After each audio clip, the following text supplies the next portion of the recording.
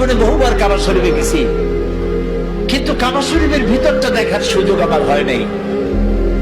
Kuwait আর ইরাকের যুদ্ধ যখন হলো, বাদশাহ ফাহাদ তখন পৃথিবীর 400 স্কলারদের দাওয়াত দিয়েছিলেন। একটা মীমাংসা বৈঠক হয়েছিল মক্কা শরীফে। সৌদি আরবের বাদশাহ ফাহাদ, আল্লাহ জান্নাতুল ফিরদাউস নসিব করুন, মক্কা শরীফে যে সাজান সাজাইছে, মদিনারে যে সোনার মদিনা বানাইছে, সুবহানাল্লাহ কর, আল্লাহ তাকে জান্নাতুল ফিরদাউসের মেহমান বানায়নি।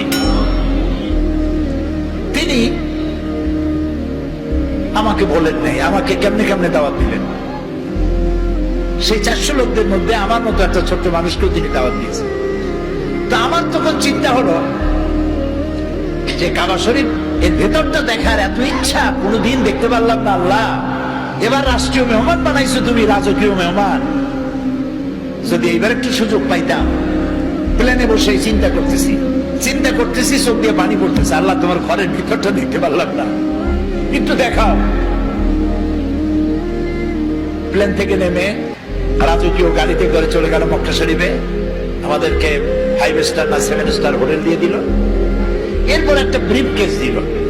ব্রিফকেসের ভিতরে রুমে প্রত্যেকের রুমে একটা করে ব্রিফকেস মেহমানদের জন্য। ব্রিফকেসের ভিতরে 3 দিনের মেহমান আমরা, এই 3 দিন কি কি অনুষ্ঠান আদি হবে সেগুলি লেখা আছে। একটা কলম আছে, খাতা আছে, একটা জায়নামাজ আছে, আর কাবা শরীফের গিলাফের একটা টুকরা আছে। তো এই অনুষ্ঠান সূচিতে দেখলাম বারের নাম মনে নাই, সেই বার এবং তারিখ দেওয়া আছে। অমুক বার সকাল 7টায় কাবা শরীফের দরজা মেহমানদের জন্য খুলে দেওয়া হবে। আমার চোখে পানি পড়ছে, আল্লাহ তুমি এইভাবে দোয়া কবুল করছো, সুবহানাল্লাহ। আমি সকালের অপেক্ষা করি নাই, রাতের খানা খাইয়া গোসল করিয়া তারপরে নতুন জামা কাপড় পরে সারা রাত দোয়া করেছি, তাহাজ্জুদের নামাজ পড়েছি, আর সকালের অপেক্ষা করেছি। ফজরের নামাজের পর দাঁড়ায় আছি এতিমের মতো আল্লাহর ঘরের দরজার সামনে।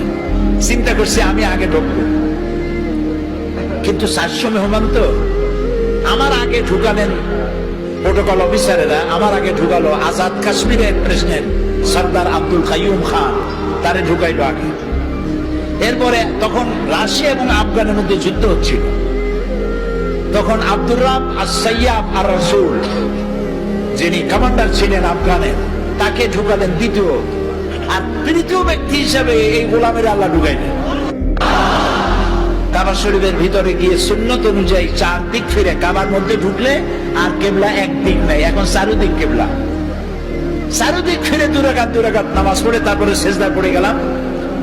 অর্ধ ঘন্টার মতো সেজদায় পড়ে প্রাণ ভরে কাঁদছি। তারপরে আমার চিন্তা হলো এই ঘরের মধ্যে 20-22 জনের বেশি লোক এক সময় ধরে না। তা আমি তো অন্যদের উপরে জুলুম করতেছি, আমার তাড়াতাড়ি বেরোনো দরকার।